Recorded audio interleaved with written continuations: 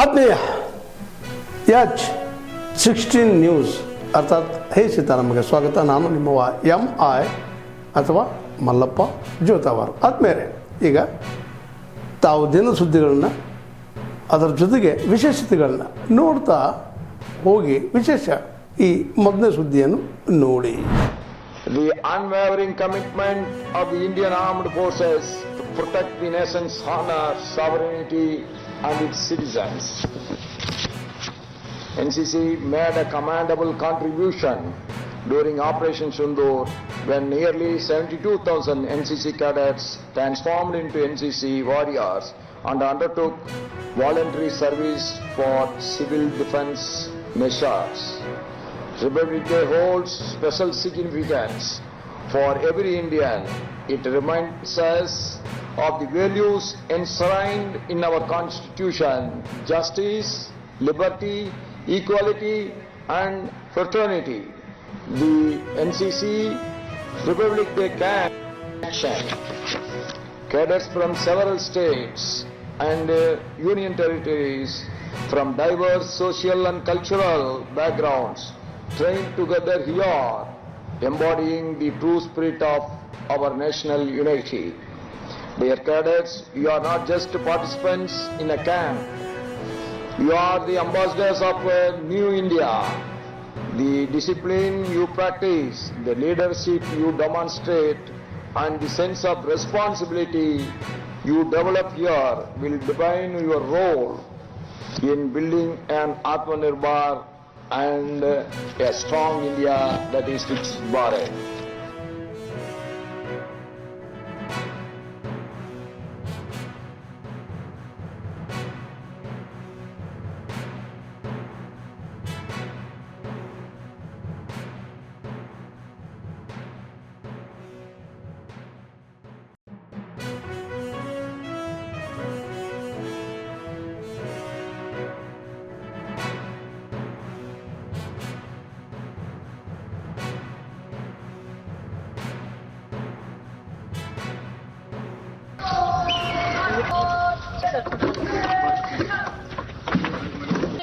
The Bihar School of Yoga, Munger.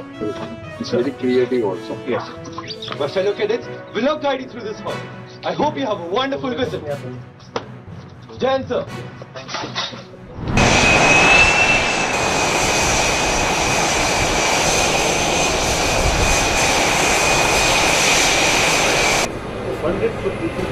The proposal is with DRDO. I'm talking to DGCs also. You stay ahead of.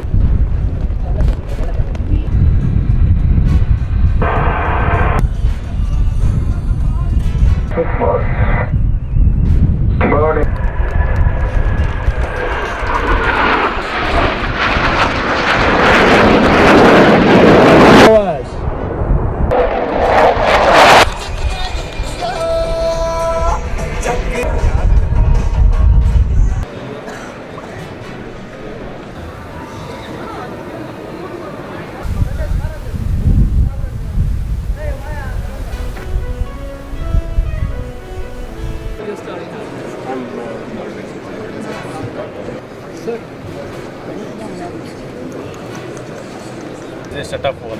It is a motor setup. It is a ball wall. Also same type of valve. Yeah. So this portion will be inside. This is the leading edge. This is already there. Lucknow division.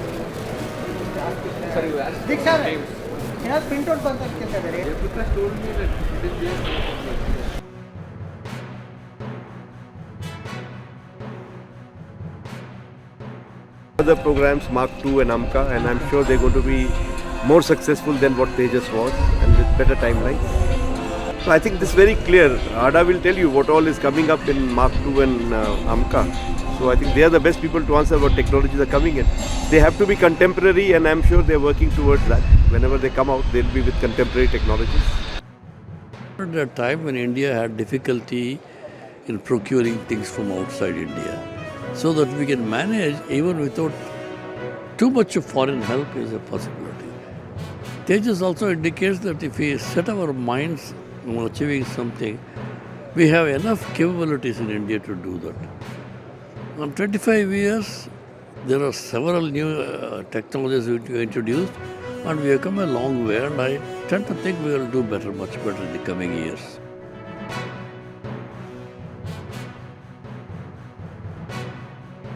So I would say the key success of Tejas is it has helped us build an entire aeronautical ecosystem in the country. It's not only provided as an aircraft for the Air Force, but it has helped us in creating this ecosystem, which will help us in now developing several other platforms going ahead. DRDO, so many other organizations have come together and developed now and making the way fast development of LCA Mark II and advanced and medium combat aircraft of 5th generation aircraft with 6th generation technologies, and next twin engine deck based fighter aircraft and advanced and unmanned command aircraft. This makes India a leader in the coming few years, that we are a leader in fighter aircraft domain.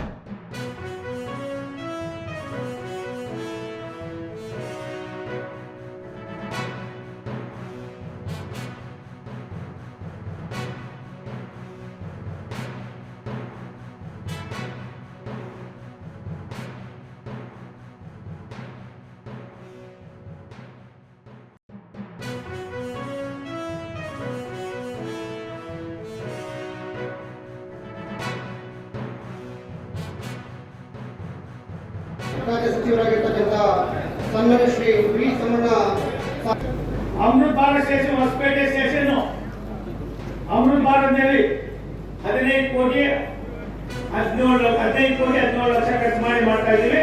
80% ಕೆಲಸ ಮುಗಿದಿದೆ, ಅದನ್ನು ಮುಗಿಸ್ತಾ ಇದ್ದೀವಿ. ತೋಟಗಲ್ಲು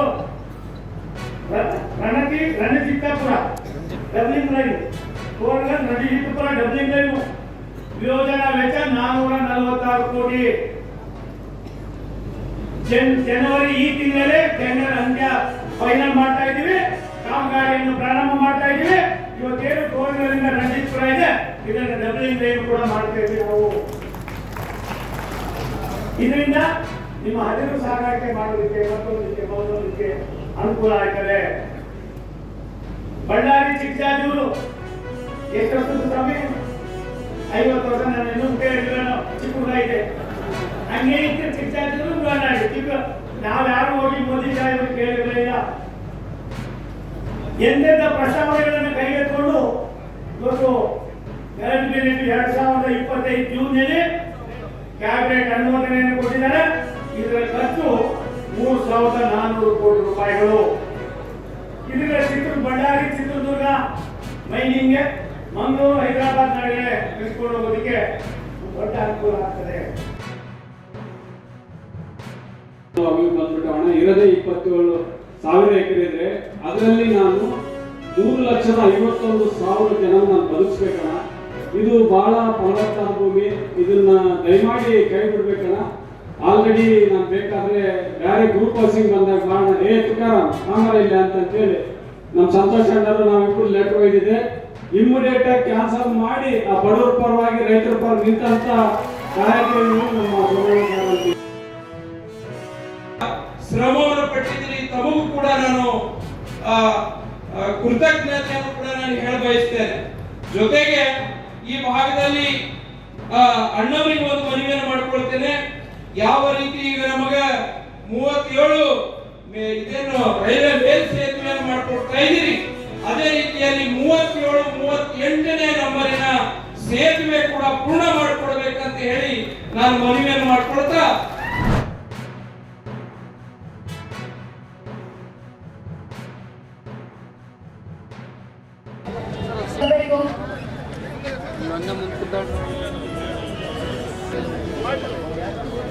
ತಮಗೆ ಅವಕಾಶ ಇರುತ್ತೆ.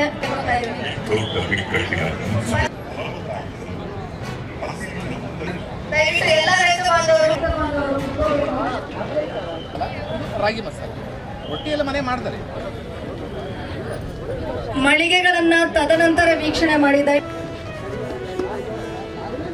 ಯಾರು tiffin counter ಹತ್ರ ಇದ್ರ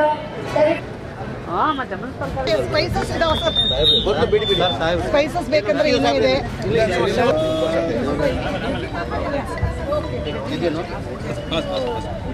ರಾಗಿ ಸರ್, ಇದು ಸಜ್ಜೆದು.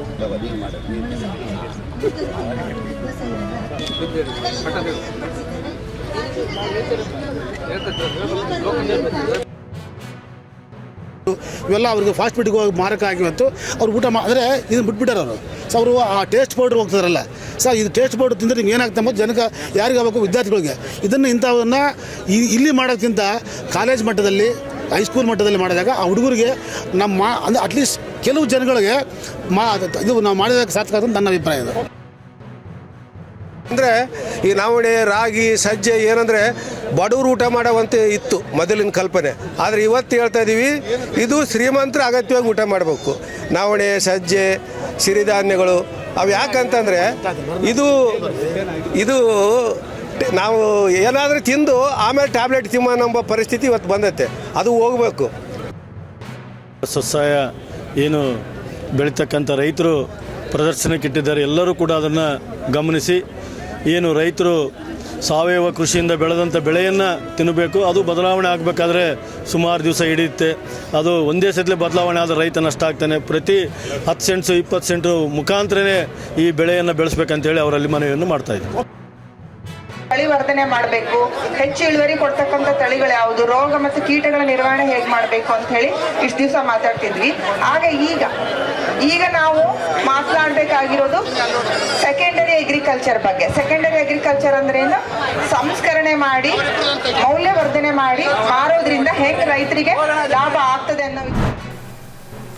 ತಾವೆಲ್ಲ ಇಲ್ಲಿವರೆಗೆ ಸುದ್ದಿಗಳನ್ನು ನೋಡಿದಿರಿ, ಜೊತೆಗೆ ವಿಶೇಷ ಘಟನೆಗಳನ್ನು ಸಹ ನೋಡಿದಿರಿ. ಅದು ನಿಮ್ಗೇನು ಅನ್ನಿಸ್ತು? ನಿಮಗೆ ಲೈಕ್ ಮಾಡಿರಿ, ಶೇರ್ ಮಾಡಿರಿ, ಕಾಮೆಂಟ್ ಮಾಡಿರಿ, ಜೊತೆಗೆ ಸಬ್ಸ್ಕ್ರೈಬ್ ನಿಲ್ಲಿಸ್ಬೇಡ್ರಿ. H16 ನ್ಯೂಸ್ ಅರ್ಥಾತ್ ಸತ್ಯದ ಕೈಗನ್ನಡಿ ವಂದನೆಗಳು.